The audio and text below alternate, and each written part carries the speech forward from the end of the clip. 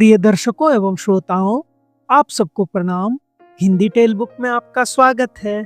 मैं हूं मोहित और आज आप सुनेंगे मुंशी प्रेमचंद जी की लिखी एक कहानी गुल्ली डंडा। तो आइए हंसते मुस्कुराते शुरू करते हैं आज की कहानी। हमारे अंग्रेजीदा दोस्त माने या ना माने, मैं तो यही कहूंगा कि गुल्ली डंडा सब खेलों का राजा है। अभी कभी लड़कों को गुल्ली डंडा खेलते देखता हूँ तो जी लोट पोट हो जाता है कि इनके साथ जाकर खेलने लगूं। ना लान की जरूरत, ना सिन गार्ड की, ना नेट की, ना थापी की। मजे से किसी पेड़ की एक टहनी काट ली, गुल्ली बना ली और दो आदमी भी आ गए तो खेल शुरू हो गया। विलायती खेलों में सबसे बड़ा ऐब है कि उनके सामान महंगे होते हैं। जब तक कम से कम 1 सैकड़ा ना खर्च कीजिए, खिलाड़ियों में शुमार ही नहीं हो सकता। यहाँ गुल्ली डंडा है कि बिना हर्द फिटकरी के चोखा रंग देता है। पर हम अंग्रेजी चीजों के पीछे ऐसे दीवाने हो रहे हैं कि अपनी सभी चीजों से अरुचि हो गई है।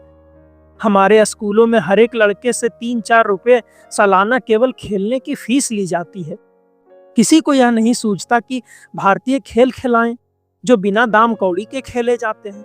अंग्रेजी खेल उनके लिए हैं जिनके पास धन है। गरीब लड़कों के सिर क्यों या व्यसन मढ़ते हो? ठीक है, गुल्ली से आंख फूट जाने का भय रहता है, तो क्या क्रिकेट से सिर फूट जाने का, तिल्ली फट जाने का, टांग टूट जाने का भय नहीं रहता? अगर हमारे माथे में गुल्ली का दाग आज तक बना हुआ है तो हमारे कई दोस्त ऐसे भी हैं जो थापी को बैसाखी से बदल बैठे। खैर, यह तो अपनी अपनी रुचि है।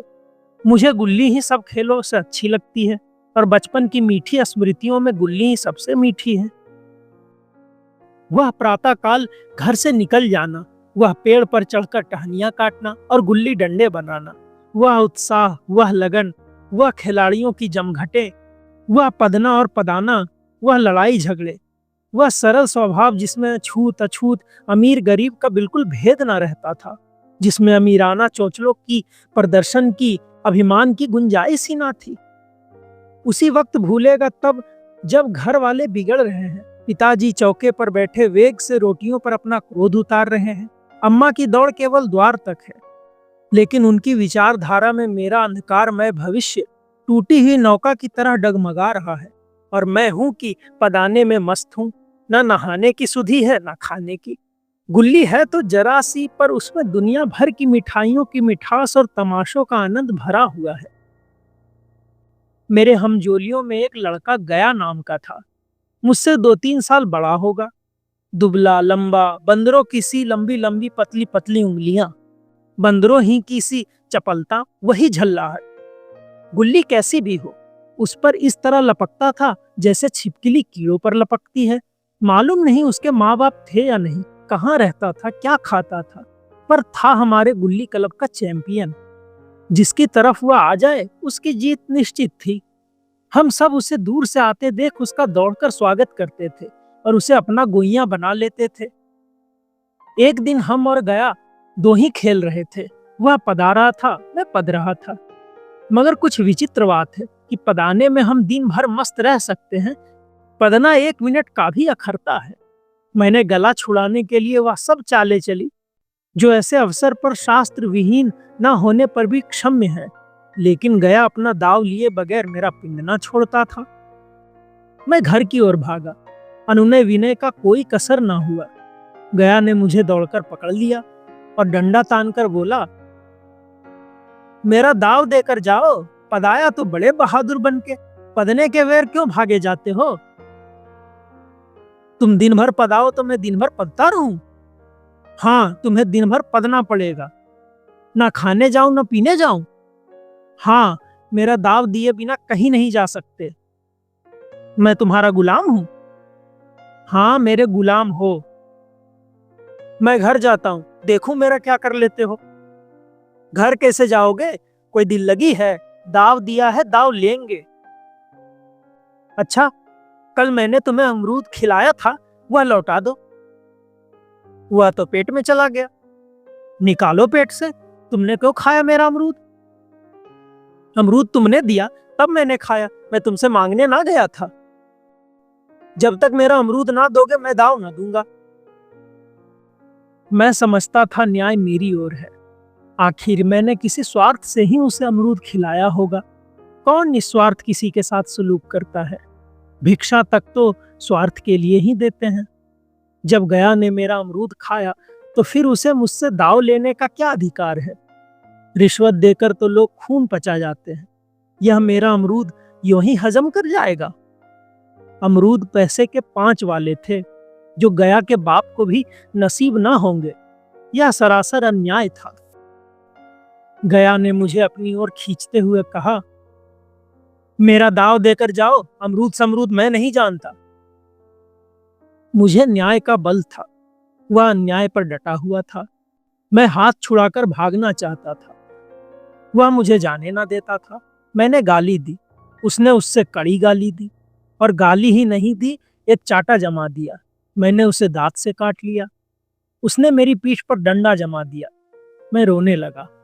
गया मेरे इस अस्त्र का मुकाबला न कर सका, भागा। मैंने तुरंत आंसू पोंछ डाले, डंडे की चोट भूल गया और हंसता हुआ घर जा पहुंचा। मैं थानेदार का लड़का, एक नीच जात के लौंडे के हाथों पिट गया। यह मुझे उस समय भी अपमानजनक मालूम हुआ, लेकिन घर में किसी से शिकायत ना की। उन्हीं दिनों पिताजी का वहां से तबादला हो गया। नई दुनिया देखने की खुशी में ऐसा फूला कि अपने हमजोलियों से बिछड़ जाने का बिल्कुल दुख न हुआ। पिताजी दुखी थे। यह बड़ी आमदनी की जगह थी। अम्मा जी भी दुखी थी। यहाँ सब चीजें सस्ती थी और मोहल्ले की स्त्रियों से घर आबसा हो गया था। लेकिन मैं मारे खुशी से फूला न समाता था। लड़कों से जीत उड़ा रहा था। वहां ऐसे घर थोड़े ही होते हैं।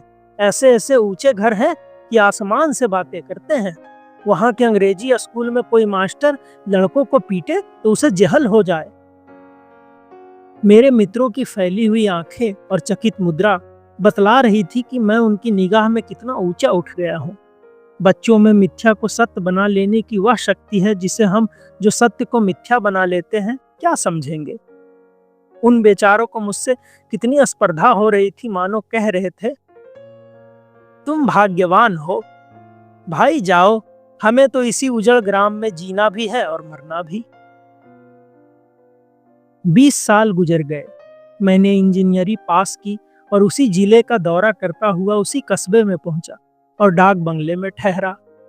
उस स्थान को देखते ही इतनी मधुर बाल स्मृतियां हृदय में जाग उठी कि मैंने छड़ी उठाई और कस्बे की सैर करने निकला। आंखें किसी प्यासे पथिक की भांति बचपन के उन क्रीड़ा स्थलों को देखने के लिए व्याकुल हो रही थी, पर उस परिचित नाम के सिवा वहां और कुछ भी परिचित ना था। जहां खंडहर था वहां पक्के मकान खड़े थे। जहां बरगद का पुराना पेड़ था वहां एक सुंदर बगीचा था। स्थान की काया पलट हो गई थी। अगर उसके काम और स्थिति का ज्ञान ना होता तो मैं इसे पहचान भी ना सकता।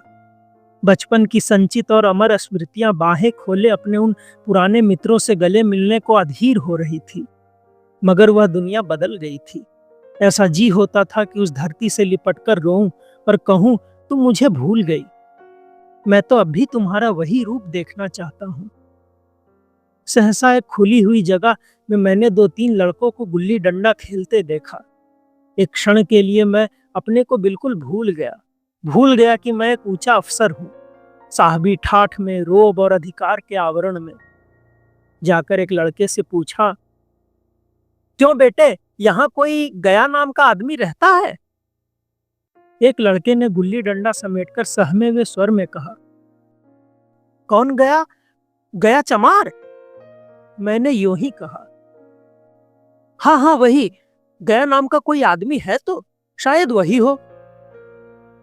हाँ है तो, जरा उसे बुला सकते हो? लड़का दौड़ा हुआ आया और एक क्षण में एक 5 हाथ के काले देव को साथ लिए आता दिखाई दिया। मैं दूर से ही पहचान गया। उसकी ओर लपकना चाहता था कि उसके गले लिपट जाऊं, पर कुछ सोच कर रह गया। बोला, कहो गया, मुझे पहचानते हो? गया ने झुककर सलाम किया। हाँ मालिक, भला पहचानूंगा क्यों नहीं। आप मजे में रहे? बहुत मजे में, तुम अपनी कहो। डिप्टी साहब का साइस हूं। मतई, मोहन, दुर्गा, यह सब कहाँ है? कुछ खबर है? मतई तो मर गया, दुर्गा और मोहन दोनों डाकिये हो गए। आप? मैं तो जिले का इंजीनियर हूं। सरकार तो पहले ही बड़े जहीन थे। अब कभी गुल्ली डंडा खेलते हो? गया ने मेरी ओर प्रश्न की आंखों से देखा। अब गुल्ली डंडा क्या खेलूंगा सरकार, अब तो पेट के धंधे से छुट्टी नहीं मिलती। आओ, आज हम तुम खेले, तुम पदाना हम पदेंगे, तुम्हारा एक दाव हमारे ऊपर है, आज ले लो। गया बड़ी मुश्किल से राजी हुआ। वह ठहरा टके का मजदूर, मैं एक बड़ा अफसर। हमारा और उसका क्या जोड़? बेचारा झेप रहा था, लेकिन मुझे भी कुछ कम झेपना थी। इसलिए नहीं कि मैं गया के साथ खेलने जा रहा था, बल्कि इसलिए कि लोग इस खेल को अजूबा समझकर इसका तमाशा बना लेंगे और अच्छी खासी भीड़ लग जाएगी। उस भीड़ में वह आनंद कहाँ रहेगा? पर खेले बगैर तो रहा नहीं जाता था। आखिर निश्चय हुआ कि हम दोनों जने बस्ती से बहुत दूर एकांत में जाकर खेलें। वहां कौन कोई देखने वाला बैठा होगा। मजे से खेलेंगे और बचपन की उस मिठाई का खूब रस ले लेकर खाएंगे। मैं गया को लेकर डाक बंगले पर आया और मोटर में बैठकर दोनों मैदान की ओर चले। साथ में कुल्हाड़ी ले ली। मैं गंभीर भाव धारण किए हुए था, लेकिन गया इसे अभी तक मजाक ही समझ रहा था। फिर भी उसके मुख पर उत्सुकता का, आनंद का कोई चिन्ह न था। शायद वह हम दोनों में जो अंतर हो गया था, वही सोचने में मग्न था। मैंने पूछा, तुम्हें कभी हमारी याद आती थी गया? सच कहना। गया झेंपता हुआ बोला, मैं आपको क्या याद करता हुजूर, किस लायक हूं। भाग में आपके साथ कुछ दिन खेलना बदा था, नहीं मेरी क्या गिनती। मैंने कुछ उदास होकर कहा, लेकिन मुझे तो बराबर तुम्हारी याद आती थी। तुम्हारा वह डंडा जो तुमने तानकर जमाया था, याद है ना? गया ने पछताते हुए कहा, वह लड़कपन था सरकार, उसकी याद ना दिलाओ। वाह, वह मेरे बाल जीवन की सबसे रसीली याद है। तुम्हारे उस डंडे में जो रस था, वह तो अब ना आदर सम्मान में पाता हूं ना धन में। कुछ ऐसी मिठास थी उसमें कि आज तक उससे मन मीठा होता रहता है। इतनी देर में हम बस्ती से कोई 3 मील निकल आए। चारों तरफ सन्नाटा है। पश्चिम ओर कोसों तक भीमताल फैला हुआ है, जहां आकर हम किसी समय कमल पुष्प तोड़ ले जाते थे और उसके झूमक बनाकर कानों में डाल लेते थे। जेठ की संध्या केसर में डूबी चली आ रही थी। मैं लपककर एक पेड़ पर चढ़ गया और एक टहनी काट लाया। चटपट गुल्ली डंडा बन गया। खेल शुरू हो गया। मैंने गुच्ची में गुल्ली रखकर उछाली। गुल्ली गया के सामने से निकल गई। उसने हाथ लपकाया जैसे मछली पकड़ रहा हो। गुल्ली उसके पीछे जाकर गिरी। यह वही गया है जिसके हाथों में गुल्ली जैसे आप ही आप जाकर बैठ जाती थी। वह दाहिने बाएं कहीं भी हो, गुल्ली उसकी हथेलियों में ही पहुंचती थी, जैसे गुल्लियों पर वशीकरण डाल देता हो। नई गुल्ली, पुरानी गुल्ली, छोटी गुल्ली, बड़ी गुल्ली, नोकदार गुल्ली, सपाट गुल्ली, सभी उससे मिल जाती थी, जैसे उसके हाथों में कोई चुंबक हो जो गुल्लियों को खींच लेता हो। लेकिन आज गुल्ली को उससे वह प्रेम नहीं रहा। फिर तो मैंने पदाना शुरू किया। मैं तरह तरह की धांधलियां कर रहा था। अभ्यास की कसर बेईमानी से पूरी कर रहा था। पहुंच जाने पर भी डंडा खेले जाता था। हालांकि शास्त्र के अनुसार गया की बारी आनी चाहिए थी। गुल्ली पर जब ओछी चोट पड़ती और वह जरा दूर पर गिर पड़ती, तो मैं लपककर उसे खुद उठा लेता और दोबारा ताड़ लगाता। गया यह सारी बेकायदगियां देख रहा था, पर कुछ ना बोलता था, जैसे उसे वह सब कायदे कानून भूल गए। उसका निशाना कितना अचूक था। गुल्ली उसके हाथ से निकलकर टन से डंडे में आकर लगती थी। उसके हाथ से छूटकर उसका काम था कि डंडे से टकरा जाना, लेकिन आज वह गुल्ली डंडे में लगती ही नहीं। कभी दाहिने जाती है, कभी बाएं, कभी आगे, कभी पीछे। आध घंटे पदाने के बाद एक बार गुल्ला डंडे में आ लगी। मैंने धांधली की। गुल्ली डंडे में नहीं लगी। बिल्कुल पास से गई लेकिन लगी नहीं। गया ने किसी प्रकार का असंतोष ना प्रकट किया।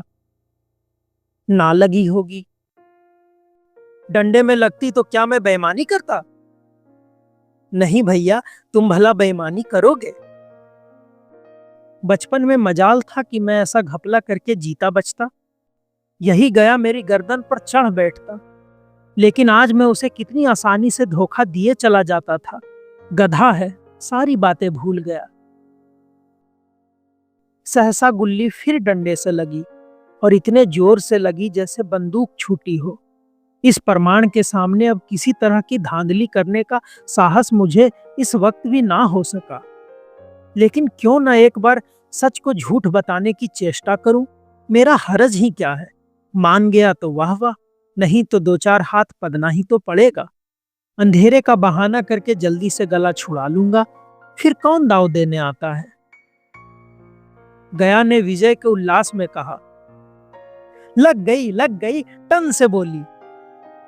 मैंने अनजान बनने की चेष्टा करके कहा, तुमने लगते देखा? मैंने तो नहीं देखा। टन से बोली है सरकार, और जो किसी ईंट से लग गई हो। मेरे मुंह से यह वाक्य उस समय कैसे निकला, इसका मुझे खुद आश्चर्य है। इस सत्य को झुठलाना वैसा ही था जैसे दिन को रात बताना। हम दोनों ने गुल्ली को डंडे में जोर से लगते देखा था, लेकिन गया ने मेरा कथन स्वीकार कर लिया। हाँ, किसी ईंट में लगी होगी, डंडे में लगती तो इतनी आवाज ना आती। मैंने फिर पदाना शुरू कर दिया, लेकिन इतनी प्रत्यक्ष धांधली कर लेने के बाद गया की सरलता पर मुझे दया आने लगी। इसलिए जब तीसरी बार गुल्ली डंडे में लगी तो मैंने बड़ी उदारता से दांव देना तय कर लिया। गया ने कहा, अब तो अंधेरा हो गया है भैया, कल पर रखो। मैंने सोचा कल बहुत सा समय होगा, यह ना जाने कितनी देर पदावे, इसलिए इसी वक्त मामला साफ कर लेना अच्छा होगा। नहीं, अभी बहुत उजाला है, तुम अपना दाव ले लो, गुल्ली सूझेगी नहीं। कुछ परवाह नहीं। गया ने पदाना शुरू किया, पर उसे अब बिल्कुल अभ्यास न था। उसने 2 बार टाड़ लगाने का इरादा किया, पर दोनों ही बार हुच गया। 1 मिनट से कम से वह अपना दाव पूरा कर चुका। बेचारा घंटा भर पदा, पर 1 मिनट ही में अपना दाव खो बैठा। मैंने अपने हृदय की विशालता का परिचय दिया। एक दाव और खेल लो, तुम तो पहले ही हाथ में हुच गए। नहीं भैया, अब अंधेरा हो गया, तुम्हारा अभ्यास छूट गया, क्या कभी खेले नहीं? खेलने का समय कहाँ मिलता है भैया। हम दोनों मोटर पर जा बैठे और चिराग जलते जलते पड़ाव पर पहुंच गए। गया चलते चलते बोला, कल यहां गुल्ली डंडा होगा, सभी पुराने खिलाड़ी खेलेंगे, तुम भी आओगे? जब तुम्हें फुर्सत हो तभी खिलाड़ियों को बुलाऊं। मैंने शाम का समय दिया और दूसरे दिन मैच देखने गया। कोई 10 आदमियों की मंडली थी। कई मेरे लड़कपन के साथी निकले, अधिकांश युवक थे जिन्हें मैं न पहचान सका। खेल शुरू हो गया। मैं मोटर पर बैठा बैठा तमाशा देखने लगा। आज गया का खेल, उसका वह नैपुण्य देखकर मैं चकित हो गया। टाड़ लगाता तो गुल्ली आसमान से बातें करती। कल की सी वह झिझक, वह हिचकिचाहट, वह वेदली आज ना थी। लड़कपन में जो बात थी, आज उसने प्रौढ़ता प्राप्त कर ली थी। कहीं कल इसने मुझे इस तरह पदाया होता तो मैं जरूर रोने लगता। उसके डंडे की चोट खाकर गुल्ली 200 गज की खबर लाती थी। पदने वालों में एक युवक ने कुछ धांधली की। उसने अपने विचार में गुल्ली लोक ली थी। गया का कहना था, गुल्ली जमीन से लगकर उछली थी। इस पर दोनों में ताल ठोकने की नौबत आई। युवक दब गया। गया का तमतमाया हुआ चेहरा देखकर डर गया। अगर वह दब ना जाता तो जरूर मारपीट हो जाती। मैं खेल में ना था, पर दूसरों के इस खेल में मुझे वही लड़कपन का आनंद आ रहा था जब हम सब कुछ भूलकर खेल में मस्त हो जाते थे। अब मुझे मालूम हुआ कि गया ने मेरे साथ खेला नहीं, केवल खेलने का बहाना किया। उसने मुझे दया का पात्र समझा। मैंने धांधली की, बेईमानियां की, उसे जरा भी क्रोध ना आया, इसलिए कि वह खेल ना रहा था, मुझे खिला रहा था, मेरा मन रख रहा था।